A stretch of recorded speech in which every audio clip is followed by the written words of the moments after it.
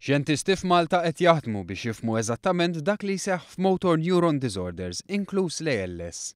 Ruben Kawki mill-Università ta' Malta spjegalna li dak li għandhom komuni l-motor neuron disorders u li jirriżultaw minħabba problema f'molekola partikolari.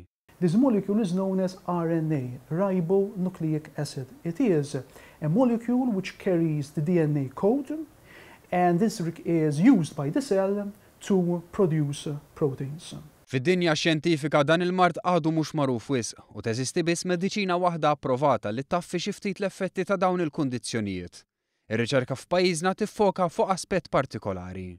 In my lab, we are trying to understand better this particular process, mostly by discovering new components, new proteins, which we can use as drug targets.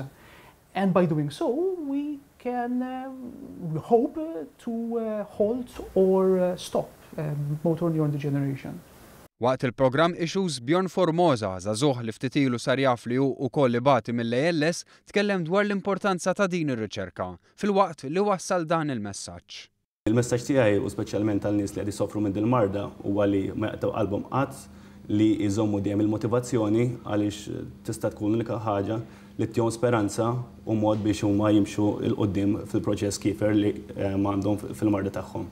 Ġifier l-importanti huwa li jżommu l-aspett psikoloġiku tagħhom ħaj kemm jista' jkun biex kemm jista' jkun ikollhom ħajja tranquilla kemm jista' jkun.